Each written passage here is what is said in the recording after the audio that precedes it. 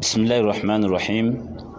الحمد لله رب العالمين، والصلاة والسلام على أشرف المرسلين، صلوات ربي وسلامه وبركاته عليه. أوصيكم وإياي بتقوى الله كما ذكره الله سبحانه وتعالى في كتابه العزيز: يا أيها الذين آمنوا اتقوا الله وقولوا قولا سديدا يصلح لكم أعمالكم ويغفر لكم ذنوبكم ومن يطع الله ورسوله فقد فاز فوزا عظيما. فرض علينا شهر رمضان كما ذكره عز وجل: يا أيها الذين آمنوا كتب عليكم الصيام كما كتب على الذين من قبلكم لعلكم تتقون. ثم ففرق صيامنا وصيام أهل الكتاب، ثم فأنزل صوم آخر على امرأة مريم عليها السلام، فقال له: فقلي واشربي وقري عينا فإما ترين من البشر أحدا فقولي كلم اليوم إنسيا. asinzibwa ebbanga lyonna emulezi waffe Allah subhanahu wa ta'ala. Allah waffe awaniridde eggulu n'ebinene ebiri eyo. Tumutendanga bulijjo n'amatenda amajjuvu era agagamugwanira. Tukulembeza aya yaffe egamba nti abaddu abakkiriza Allah subhanahu wa ta'ala atulaamira kuvaamu bigambo birungi. N'agamba nti yuslihu lakum a'malakum, bonaati Allah n'ovaamu bigambo ebirungi, mirimu gyo Allah agenda kugikkiriza. Si kye kyokka, wa yaghfir lakum dhunubakum, Allah agenda kutujjako amazambi. Wa man yuti' llaha wa rasulahu, omuntu bwakkiriza okugondera Allah subhanahu wa ta'ala ne bannabbi be bonna be yatuma, faqad faaza fawzan adhima, aba amaze okwesiima nga n'okwesiima okwogerwako Allah bagenda muwejjana.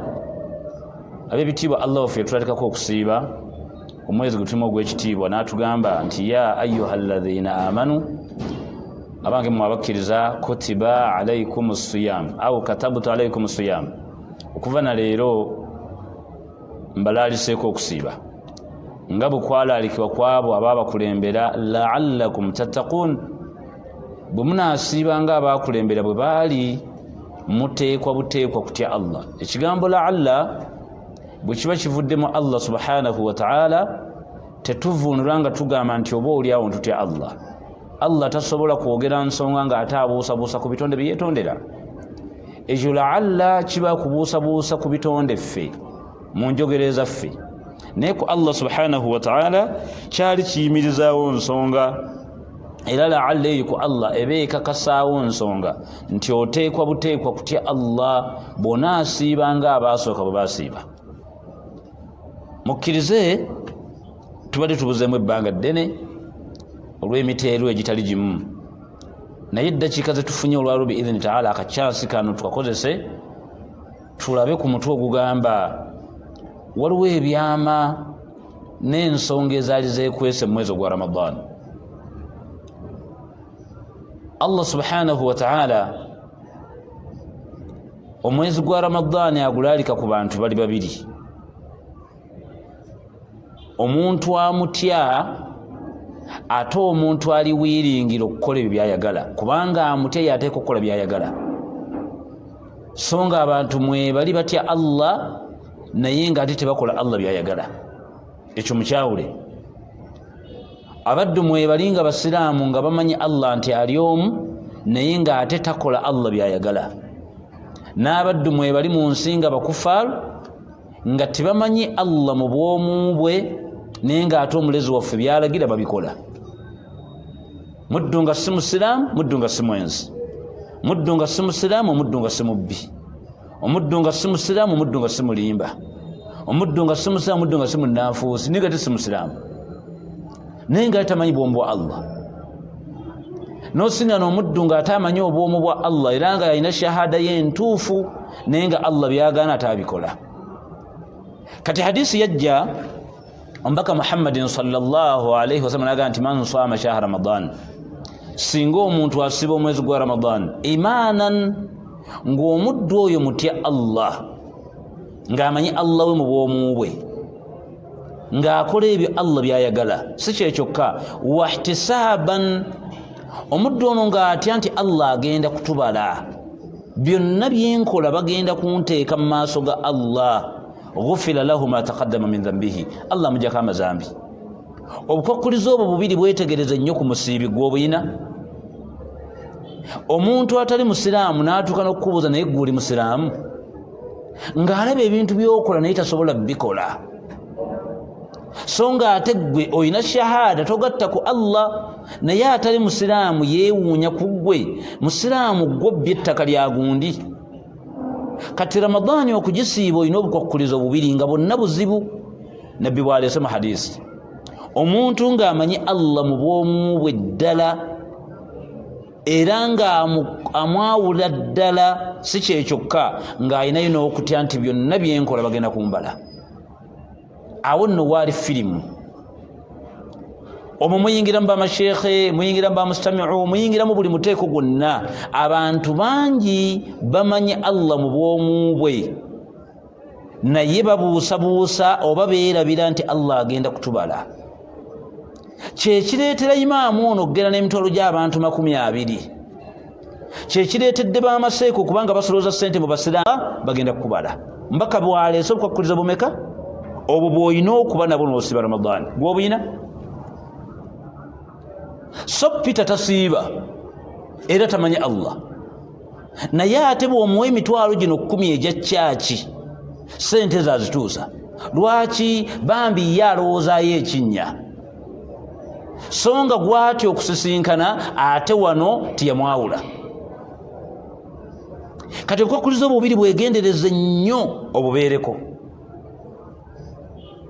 ab'ebitiibwa y'ensonga lwaki muwulira nga bamasheekhe bangi babagamba omushiriku tasiiba oba ogudde mu kawaayiro kano akasooka man swama shahra Ramadan imanan omuddu bw'asiiba Ramadani nga taliimu bushiriku ng'ategeera Allah we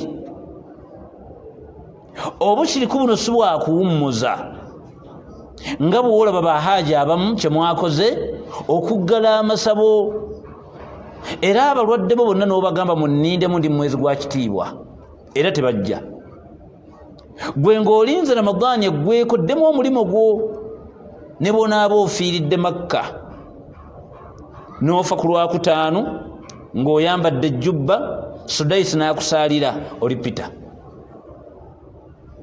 abantu bangi tuli mu Ramadani ng'ebibbo byammwe byawummuddemu buwummuzi olina wansi ekibbo mw'oteeka ennusu ez'abalongobo ne bonaasiiba n'ofiira mu mwezi guno oli Peter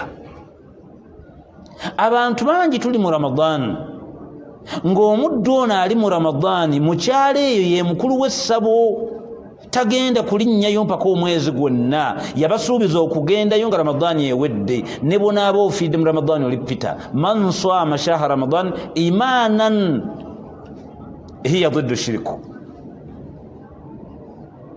gwe tokimanyi nti abantu mu Ramadani mwebali basiiba naye ng'ali mu kuteekateeka lumbe lwa nnyina ennaku z'omwezi nga 27 mwezi gwa Ramadani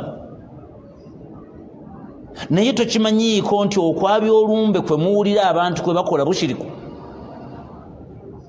era emikolo gyonna egikolebwa ekiro eyo mu nnyimbe zammwe ze mwabya ze mwakazaako edduwa guba bushiriku muweereza abakulu b'ekika emyenge gyabwe ne basula nga banywa ekiro ssaawa 8 ne mutwala omusika mu nnyumba ne mumukwasa effumu ne mumuwa olubugo ne muleeta amazzi nga gali mu kintu ne mugamutikka ne muteekamu olugoye lw'omugenzi buba bukya ne muleeta omukulu wa famire n'akonkona gwe bayita mukeeze n'awerekera omuntu oyo omusika ne mutwala amazzi we mwaziika omugenzi ne mugayiwaawo ekyo kye bayita okufulumya olumbe era woolabira abakulu b'amatwale ne baseeka nti ebyo mubimanyi obulogo bw'abantu mubutegeera bw'olaba nga bakereye mu nnyumba bakyasala enjala bakyagira enviiri omukulu w'ettwala ajja ku mulyango n'abagamba baseeka bamaze okutuuka n'abagambye ebyammwe byandibadde biggwa kiro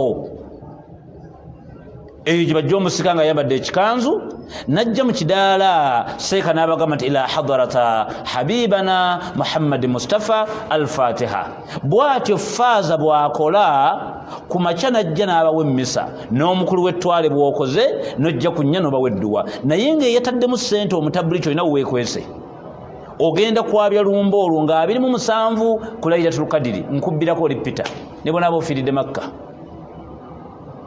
obuwaayire obwo bubiri bunoonye nnyo obwetegereze sheekhe wange ali gy'oli nga gwagaba eddagala ly'okulima nga yenna ayagala okulima alina okumala okugjako ewaafu n'edduwa eyo gy'edduwa oba eddagala lye muteeka mu nnimiro likuyambeko okubaza seeka olipita naawe anonayo eddagala eryo olipita tosiiba aantum tazra'unahu am nahnu zari'un Allah abuuza abantu ebintu bye balima babiteeke mu ttaka bimere mwe mubimeza oba nze ali mu ggulu nze mbimeza so nga gwe oli ku kyalo omanyiddwa ogaba dduwa za kulima oba ogaba ddagala lya kulima ab'ebitiibwa sheekhe waffe yenna gy'oli ng'ogaba edduwa z'okuzaala ez'oluzaalo mulimu malunansana ku masitoowa weemanyi oba ogaba dduwa za mikisa seeka abudu awe emutundwe seeka Sulaimaani owegundi oweseta mukono ezo dduwa ze mugaba ez'emikisa ezo yandibadde asooka okuzigaba Muhammadin sallallahu alaihi wasallam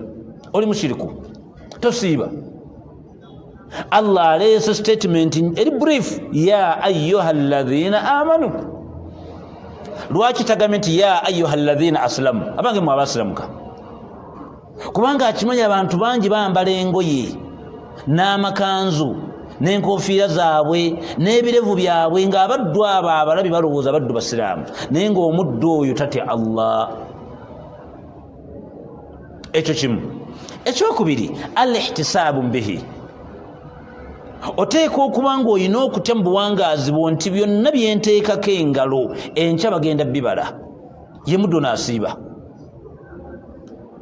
lwaki asiiba ng'ebyabitya kwe kuwangaaliza ku lulimi lw'ekigambo kya istighfar shahru tauba wa shahru maghfira mwezi gwa kwenenyeza Allah kati abeera ku Allah w'ebbanga lyonna nakati Allah wange omwezi guno gw'ekitiibwa ffe twatta omwana e South Africa edduuka ly'olaba ndimu tuli ku musaayi gw'omwana mulezi wange sikyasobola kuzzaayo ssente nsaba kunsonyiwa Allah wange amaka g'omusajja g'olaba ndimu omwana omukulu namuzaala kuwa booda omwana oyo wadde yafa Allah nsaba kunsonyiwa omusajja yaziika omwana nga manyi aziika mwana we shahru tauba al-ihtisaabun man saama shahra ramadan imanan bw'olaba omuntu asibye omwezi gwa ramadaani ng'amanyi Allah si kyekyokka wa ihtisaaban ng'alina okutya nti byakola bagenda bibala ghufira lahu ma taqaddama min dhanbihi Allah mujjako amazambi kyekidirira kumwojjana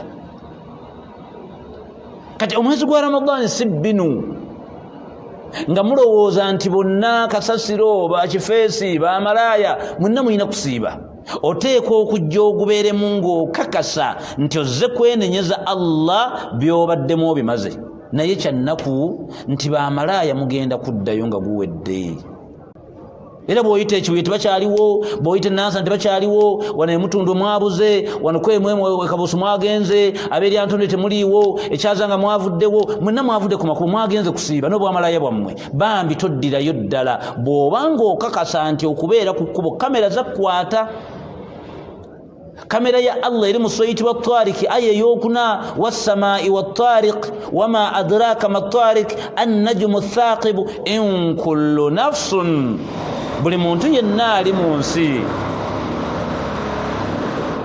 lamma alayha hafidhu twamutega bamalayika oba twamutega bamalayika bawandiika bw'oba oyinamu endowooza eyo ogenda kwambukayo omugamba atulindemu bw'oba oyinamu endowooza eyo nti okuyimiriraako ku kkubo bakulamuze kamera ya Allah ekola ekiro n'emisana yakwata jangu omwenenyeze mwezi gwa Ramadhani toddayo miskini gwe mwezi gwa Ramadhani kati oleme kulowooza nti okusiiba kukola byoyagala binu wabula okusiiba kwali kweteekateekera jjana oguyingiramu ng'olina kasasiro mungi mu kutya okungi nti ebintu bye mbadde nkola njagala abenzijjeko kwe kuwangaala ng'oli ku istighfar nomuga nti astaghfirullahi alazim alladhi la ilaha illa huwa alhayyul qayyum wa atubu ilayhi kigambo ekyo n'okibeerako nnyo talina Allah kyakwagalako neki agenda kusonyiwa gwe tolaba essula eyitibwa nasuru bwe yajja n'ebigambo bibiri idha jaa nasrullahi walfatu wa ra'aita an-nasa yadkhuluna fi dinillahi afwaja fasabbih bihamdi rabbika wastaghfiru tendeza nyeri Allah subhanallah subhanallah subhanallah subhanallah siche kyokka fastaghfiruhu musaba kusonyiwe innahu kana tawwaba kuviira ddala mabega ng'omulezi waffe obuvunaanyizibwa bwe eri ebitonde atusonyiwa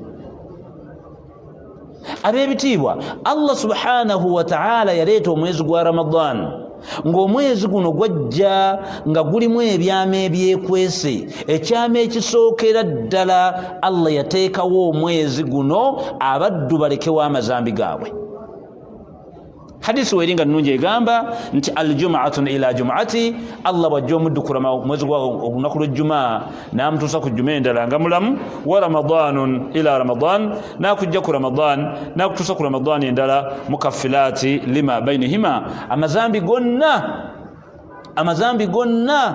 Allah subhanahu wa ta'ala ge yali akutaddeko agakujjako kati omwezi guno gwajja ekyama ekisooka nga mwezi gwakujjako bantu mazambi ekyo kimu ekyokubiri ojja genda osome hadisi wano mpanvu mbadde nkisomako ku makya Muhammadin sallallahu alayhi wasallam rawa ibn Majah fi sunanihi ibn Majah yagireeta mu kitabo kye agamba nti an Talhata bin Ubaidallah أن رجلين قدم على رسول الله صلى الله عليه وسلم وكان إسلامهما جميعا أبو طلحة نمي أغامبا nti abasajja babiri baasiramukira mu kiseera nga kyekimu wa kana ahaduhuma ashaddu ijtihadan min sahibi naye omu ku babiri nga ye aweereza nnyo Allah ng'ate omulala alimu obunafu baasiramuka babiri ne bayingira obusiraamu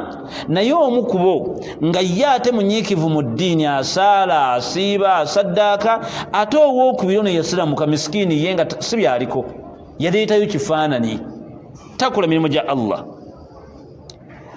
omubaka nyumi agamba nti faghazza almujtahidu minhuma omu ku bano ababiri omunyiikivu nabbi bw'alangirira olutalo lwa jihaadi miskiini n'agenda ne mu lutalo Allah n'amugerera n'alufiira namu fastushhid n'afiirayo thumma makatha akhal ba'dahu sana olwo n'afa n'alekawo munne ono ate omunafu mu ddiini kati ate omunywevu miskini n'afa thumma tuufiya qaala Talha bwe wayita ebbanga lya mwaka mulamba nga munne oli ate Allah afudde laba n'ono najja afa abadde omunafu naye najja afa ne babanga bonna bagenze mu ntaana naye ng'omutya Allah oli yakulembera munne ono omunafu omwaka gumu qaala Talhata agamba fara'aytu fima yara an-na'im ka'anni 'inda bab al-janna olunaku lumu mba neebase Talha anyumya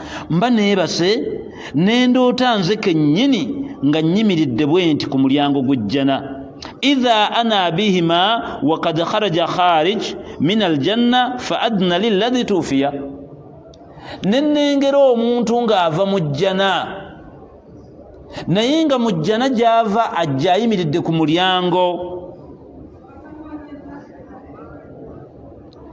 fa adna lilladhi tufiya al-akhiru minhuma ngenda okulengera ng'ono eyasembyeyo okufa atambula ava mu jjana alina omusajja gwajja naye ate ono eyasooka okufa ye nga mulaba bweru Talha nyumi agamba ndoota nga neebase nga nze kennyini nyimire ku mulyango gw'ejjana bwe nti nengera omuntu ng'ava mu jjana ng'ajja n'omuntu eyasembyeyo okufa ate omunafu ate yasooka okufa omutya Allah ye nga mulaba ayimiridde ono ku mulyango.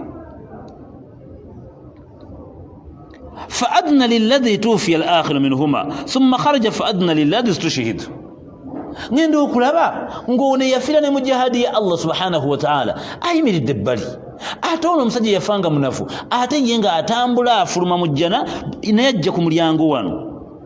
faqaala li naŋŋamba ono yajja n'omusajja mu mulyango naŋŋamba irje ddayo fa innahu lam ya'ni laka ba'd ejjana teyingirwa muntu atannaba kufa sebo ddayo. Tolaha agamba ekigambo ekyo nkiwulira mu bana ababiri abava munda.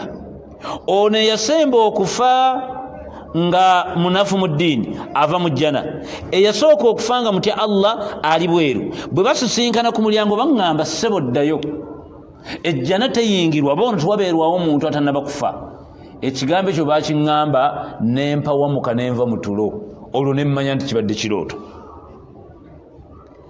Agamba fa asbaha Talhata yuhaddithu bihi nnas, nengenda nga ntambuza ekigambo ekyo mu bantu kyendoose, nengenda nga nkinyumya nga nkibabuulira. Faajibu lidhalik, abantu ne beewuunya nnyo ekigambo ekyo. Fabalaga dhalika Rasulullah sallallahu alaihi wasallam, amawulire gatambula ne gatuuka ewumbaka Muhammad sallallahu alaihi wasallam. Faqal, nabbi n'atugamba min ayi dhalika ta'jabun, mwewuunya ki, mweye ensonga kiki kyemuwuliddemu ekipya? Qaalu ya Rasulallah, ne tumugamba wange omubaka wa Allah sallallahu alaihi wasallam, ahadha kana ashadda jitihadan, ekitwewuunyisa omusajja omu akyali ebweru yali munyiikivu nnyo, yafiira ne mu jihadi. Thumma stushihidu fi sabilillah, yali akola emirimu gya Allah okusinga kwoli, ne mu jihadi ya Allah mwe yafiira mwennyini. Wadakhala hadha aljannata qablahu, kijja kitya omunafu ono yasembayo okufa okumusooka okuyingira ate jjana. Thumma stushhid, anyumye agamba nti alaysa kad makatha hadha ba'dahu sana, kambabuuze temukimanyiiko nti oli yafiira mu jihadi yafa n'aleka munnoono omunafu omwaka mulamba? Qaalu bala, ne tugamba nabbi kyogamba kituufu. Qaalu wa adraka Ramadan fasamahu, Ramadan ye yajjanga munne yamufaako teyagisiiba? Qaalu bala, ne tugamba yasiiba. N'atubuuza wasalla kadha wa kadha sajidatan fi sana, munne bwe yali mu ntaana ng'amulesse teyasaala? Yasaala. Teyavunama? Yavunama. Sahaba anyumya agamba qaalu bala, ne tugamba nti ye kwogwo omwaka yasaala. Falamma bainahuma abuadu ma baina sama wal ardi, kyemwewuunya kya bwereere. Omuntu bw'akulembera munno okufa, ono n'awangaalawo ebbanga ly'omwaka mulamba, ebintu by'abamusinze oba empeera byenkanankana ebbanga eri wakati w'ensi n'eggulu. Ab'ebitiibwa, omuntu bw'afa n'osigala ng'okola emirimu nga gy'abadde akola, oba n'ogitandika, oba omaze omumuleka ebbanga eryenkanankana kuva wansi tuka ku ggulu. Saba agamba twewuunya. Sahahu Alban fi sahihi Ibn Majah, Albani yagamba hadisi eyo ntuufu mu kitabo ekiyitibwa Ibn Majah sufata au raqam 13,195, 13,195 hadisi bagireeta. Sallallahu alaihi wasallam kyagezako tulaga ebyama ebyokwesa mu Ramadan. Man adrakahu Ramadan, Allah bw'akusaddaakira Ramadani n'ekusiŋŋaanawo nga waliwo eyakulembera okufa, kaabenga shekhe, kaabenga mulongoofu atya, n'okola emirimu emirungi egyo gyennyini abalongoofu gye baakola, nkukakasa obeera oyina enkizo nnene n'eddaala ddene okusinga oyo ali mu ntaana. Ekyakubiri. Ekyokusatu, ebyama ebyekwese mu mwezi gwa Ramadani. Ab'ebitiibwa hiya shahru alladhi unzila fihi kitabullah, ayi alquran. Guno omwezi gwola tulimu gwe mwezi gwennyini Kurani mwe yakkiranga. Kati kyansi eyo gye yambise nnyo akatono ako k'omanyi, fayurattiruhu, okaddiŋŋana ennyo olw'ensonga omulimo gw'okolera mu mwezi gwa Ramadani guno naddala nga gutomera ekyo kyennyini ekyaguliko ye Qur'ani oyina enkizo etagambika. Hadisi nyingi zijja nga zizaga nti omubaka Muhammadin sallallahu alaihi wasallam Jibrilu yakkanga waali olumu omulundi gumu mu mwezi, naye omwezi gwa Ramadani bwe gwatuuka Jibrilu yakka gyali ng'aleeta Qur'ani emirundi egigenda 4 plus mu mwezi gwa Ramadani. Kitegeeza nti ekyama ekyokusatu mukyegendereze eno Ramadan eteeka okuba nga yalina enkizo nnene era mu maaso ga Allah nadda ku mwezi mu mbeera ya kusoma Qur'an. Yagamba Muhammadin sallallahu alaihi wasallam nti asiyamu junnatun fala yarfath wala yajhal wa in imru'u qatalahu aw shatamahu falyaqul inni sa'im marratayn. Hadisi yajja mbaka n'agamba nti mwezi gwa Ramadan gwina enkizo etagambika. Era omwezi guno ngabo eyo Allah gye yateerawo abaddu obutagwa mu mazambi, balinganga abali mu kisenge nga buli byonna ebyagala obbatomera nga binyiiza Allah byekoona ku kisenge. N'agamba ne bwe kibeera ng'omu mu mmwe obadde otambula oli n'ayagala okukugamba ebigambo nga bibi oba ayagala kukuvuma oba kukaayanya, mwanukule mangu omugambe inni swaimu, Ramadani yammwe muyina engabo, muyina ekitangira, muyina ekisenge ekyo kyoteerawo omwonoonefu nga nze nasiibye, oba ayagala kuvuma oba kulwanisa oba kukaayanya oba kuleeta kagambo gabi mga nti inni swaim sebo ddayo semberayo nze nasiibye. Asawmu junna, ngabo etangira omuntu obutagwa bikyamu. Yagamba sallallahu alaihi wasallam ng'anyumya ebimu ku birungi ebyali byekwese mu mwezi gwa Ramadan. Agamba nti sallallahu alaihi wasallam nti rabbi sa'im hatwahu min siyami al-ju'i wal atshi wa rabbu qa'im hatu min qiyamihi as-sahr. Singa omuddu omwezi gwa Ramadan ajja n'agubeeramu naye ng'omwezi guno amanye ebyekwese mu gwo najja agolokka mu kiro ng'abantu beebase n'agamba Allah we nti rabbi omulezi wange nze nasiibye, nyimiridde mu kiro kino lwa kubeera ggwe, n'abaako byagamba Allah abyanukula. Statement eyo bwetu yajja ddi? Yajja mu qiyamul layli, mu mbeera ziri eza bulijjo. Singa omuntu ajja amatumbi budde, wano baali bakulaga nkizo ya kusaala salatu tarawehe. Toyina woogenda kujja salatu tarawehe ya jamaa okuleka mwezi gwa Ramadan, kubanga essala y'ekiro yajja mu mbeera eza bulijjo naye munfardan ng'ogisaala kinnoomu. Kati wano essala y'ekiro ezze nga Allah agireetera ate mu jamaa. Mwenna mukimanyi bulungi hadisi y'omubaka egamba sallallahu alaihi wasallam nti salatul jamaa, essala gye musaalanga muli bangi, afdalu min salatul fadhi, eyina enkizo mu ssala gy'osadde ng'oli bw'omu bi 27 daraja, amadaala 27. Kati amadaala ago mu ssala ate eya sunna ogenda kugafunira mwezi gwa Ramadani wokka. Mu nnaku ziri togenda kugafuna. Kiriza omukisa bwe gukuyamba n'osiŋŋaanwawo Ramadani ng'oli mulamu beeramu. Ab'ebitiibwa, Allah subhanahu wa ta'ala ayagala empangaala yaffe, enkola yaffe, enneeyisa yaffe mwezi gwa Ramadani ekyuke. Bw'ekyuka efuuke empangaala y'ebbanga lyonna. Kano ke kasembyeyo kamudakaayiko, kano ke kasembyeyo mu nsonga gy'olina okwegendereza ennyo mwezi ogwa Ramadan n'ogikoppa ate ng'ogenda kutambula nayo ebbanga liri ng'obadde ogiwangaalirako nga zambi, naye Ramadani kezze ng'ogenda kugikoppa otandika ogiwangaalirako ekutaasa ebibonerezo bya Allah. Ab'ebitiibwa tufune empisa mu kulya, tweyigiriza empisa z'okulya mu mwezi gwa Ramadan.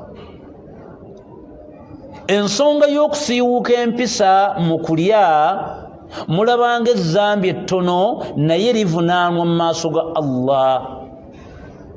ab'ebitiibwa okulyaguzibwa buli nsonga oba okulyaguzibwa buli kintu okulyaguzibwa nga toyinako mu Allah kuwandiikako omusango. Essula eyitibwa tahrimu, essula eyo yajjanga mulimu aya nduza ziri 3 bwe mbaseerabidde nga Allah ayina baganda baffe ba ashabi abaali balumbye amaka g'omubaka nga bagenze kulya mmere nga tebayitiddwa.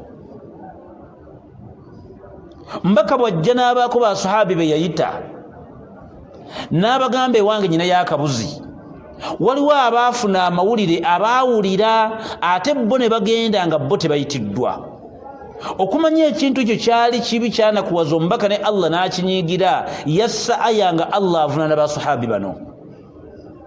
Ya ayyuha alladhina amanu, tabayise bakufaaru, tabayise baani, wabula agambye bakkiriza mmwe, la tadkhulu buyuta nabi, temuddangamu okuyingira mu maka g'omubaka ila taami nga mugenze okugumika mmere.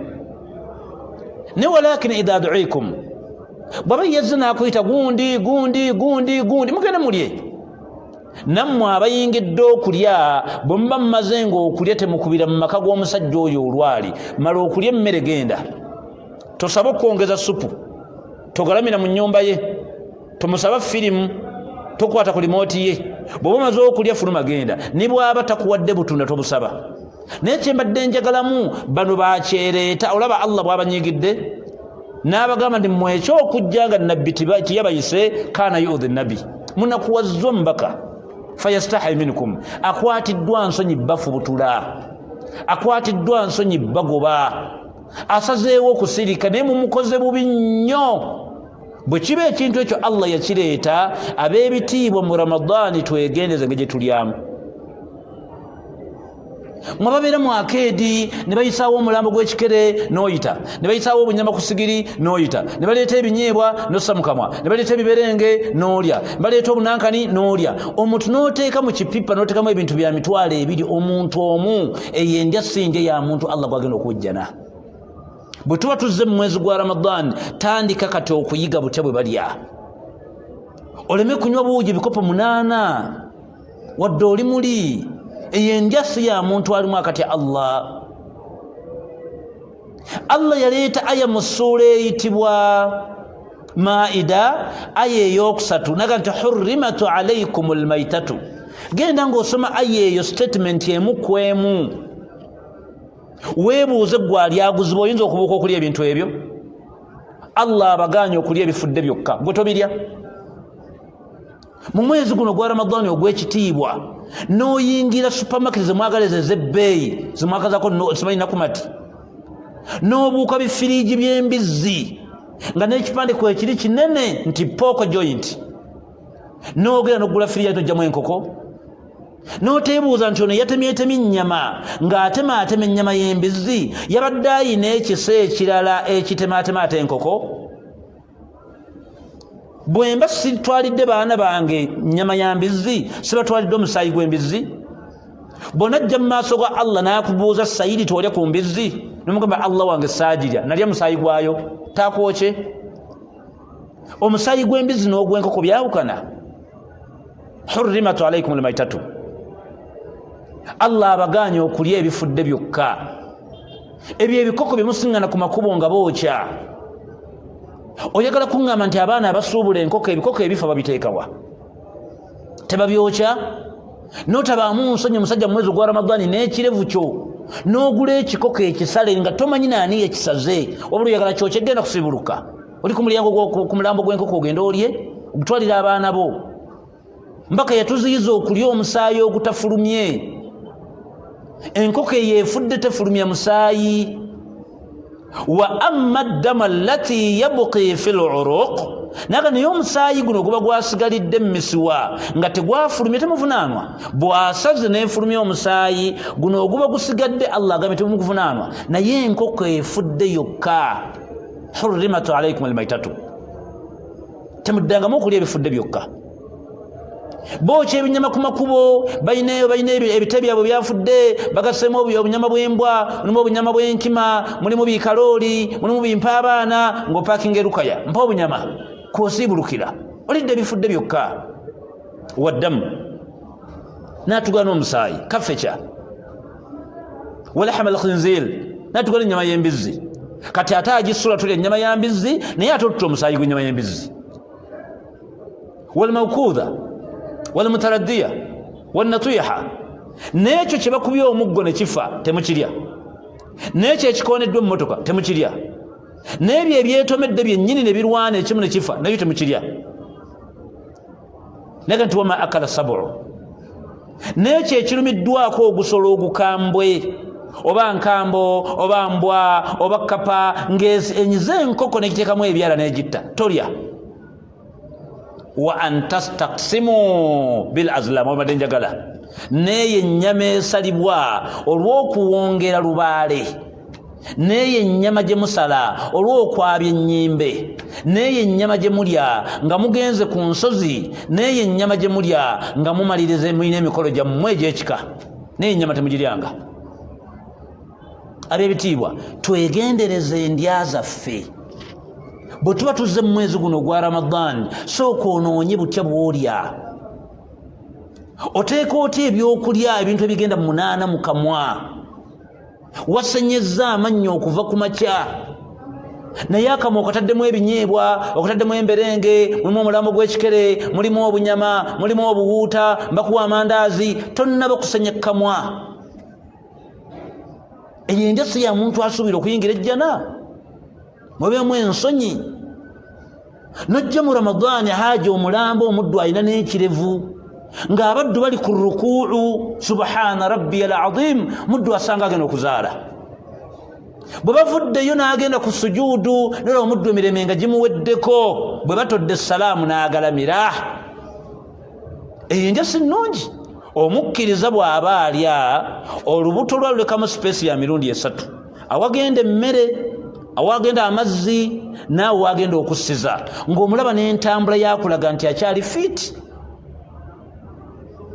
bwe tuba tuzze mu mwezi gwa Ramadan kkiriza nti eryo ezzambi ogenda ddiko mu mwezi gwa Ramadan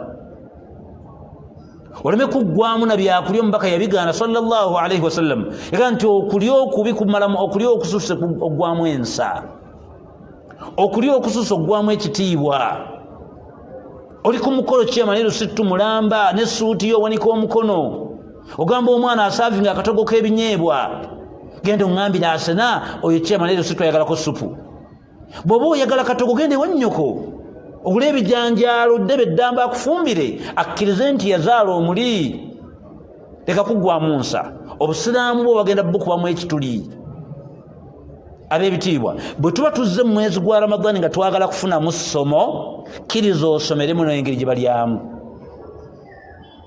otegeere amateeka g'emmere lwaki Allah atuuse okuleeta statement eyo ey'okulya agikuteere mu Kulaane anenye bano bakyetwala abagenda mu maka g'omubaka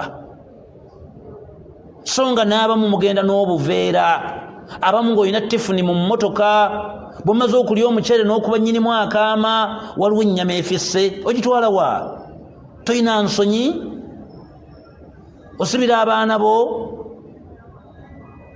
ekyo kimu ekyokubiri mwezi guno gwa Ramadani mutegeere nti omuntu atamanyi kusoma Kulaani zambi obadde mu mbeerera eya bulijjo nga bakusaaza busaaza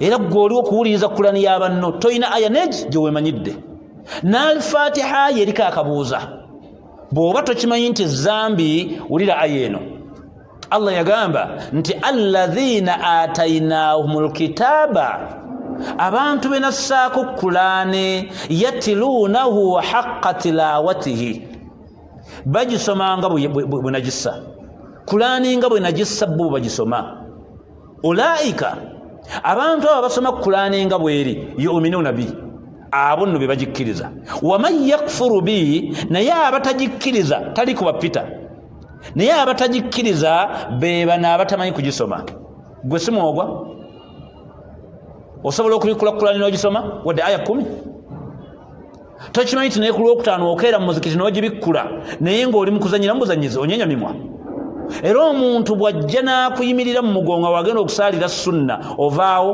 ayinza okulya byosoma nga bika byamaziga ebyo zambi ab'ebitiibwa omuntu atamanyi kusoma Kulaani ayina ezzambi nga tonnaba kutunuulira muntu ayenda, tonnaba kutunuulira mubbi, tonnaba kulemera ku mushiriku, sooka naawe otunuulire ezambi lyo. Allah akugambye nti alladhina atainahumul kitaaba yatluunahu haqqa tilawatihi, abasiraamu be nassaako Kulaani bagisomanga bwe nagissa. Ulaika, abo abasoma Kulaani nga bweri, yuminuuna bi, be bagikkiriza. Waman yakfuru bi, naye abatagikkiriza tebamanyi kugisoma. Gwogimanyi? Bwe tuba tuzze mu mwezi gwa Ramadaan ng'okakasa nti ozze ku ssomo, kuba guno omwezi ssomo, osome ebiki byogenda okulipurezentinga mu myezi giri egisigadde, ojje ne mu maaso ga Allah obimulage, kwe kuyigira mu Kulaani. Lwaki? Anti mugwo gwennyini mweyakkira. Ekisembayo silatu rahma, ab'ebitiibwa, okubutayunga luganda zambi, obutayunga luganda zambi. Tubadde mu mbeera eri ng'olina ebikutawaanya bingi, kale n'olemererwa mu myezi 10. Ramadaani kezzerwana nnyo, genda olambule nnyoko, genda ne baganda bo bateekemu akasente. Olw'ensonga Muhammadin sallallahu alayhi wasallam yakubiriza nnyo okuyunga oluganda, silatur rahma, okuyunga oluganda. Ni mwashopinze ebyewaka bya Ramadani biramba, washopingidde baneiba bo nabo n'oba tonnaba kuweeza nnyo ku sukaali, wabula olinze lunaku lwa Idi, olwo luganda lubote oluyunze, nga waguza omuceere ogenda wannazaalawo, sezaala wamuweereza ebbaasa, balamu bo baliwo bawumulidde, n'oteebuuza baganda babali mukyala bawumudde bagenda kusibuluka batya. Silatur rahma, ab'ebitiibwa, nga twagala okuva mu mwezi guno gwa Ramadani nga Allah atusiimye, kkiriza byonna by'omanyi nti bimunyiiza ate nga byonna bimusanyusa, bipracticinge mu mwezi guno, tunaagenda okugumalako kale ng'omanyidde. Tubadde mu hadisi egamba etya, man saama shahra Ramadani, bw'olaba omuddu asibye mwezi gwa Ramadani imanan, ng'ategeera Allah, wahtisaban, ng'akimanyi nti byakola bagenda tutubala, ghufira lahu ma taqaddama min dhanbihi, Allah subhanahu wa ta'ala agenda kujjako amazambi gonna agabadde mabega. Ekyo bwe kikulema owoomye.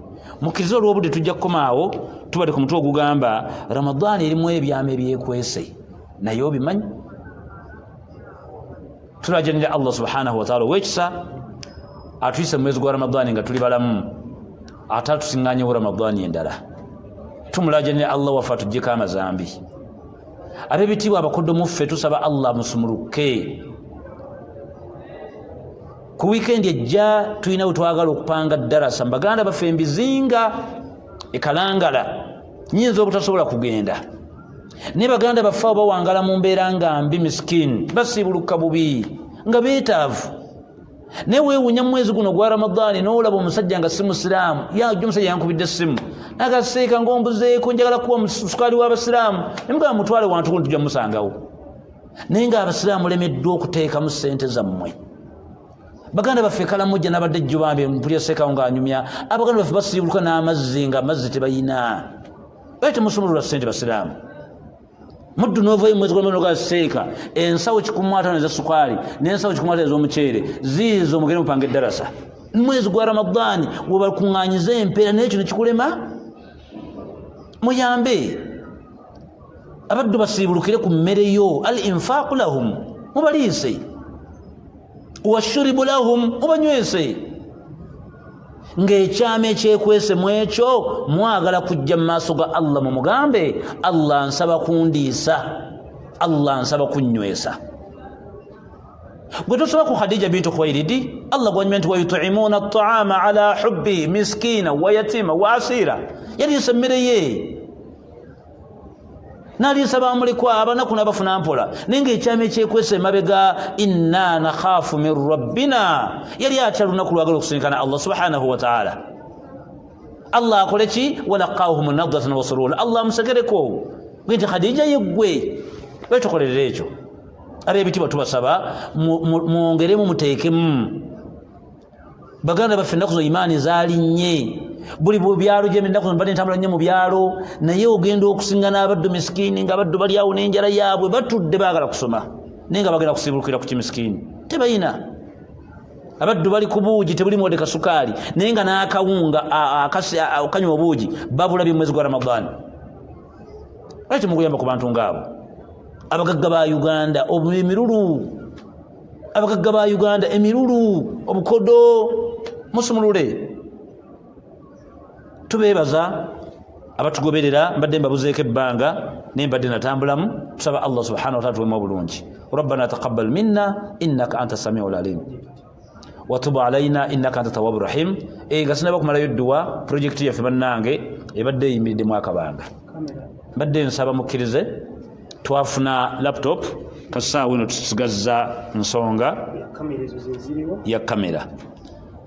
Muganda wange ngambye tulinawo milioni 5 mitwalo 5 so nga twetaaga miliyoni zaffe 5 mitwalo 5. Kati mbadde nsaba balance milioni 4 mu mitwalo 93. Mbadde nsaba mwezi guno gwa Ramadan tuyambagane abayinamu ku kasente nga muli bazitomukko ey'ensonga eve mu ddiiro eruddemu ebbanga olw'okuba nti embeera yabadde ya bwavu naye tusaba tuyambagane ensonga eyo tugije mu ddiiro.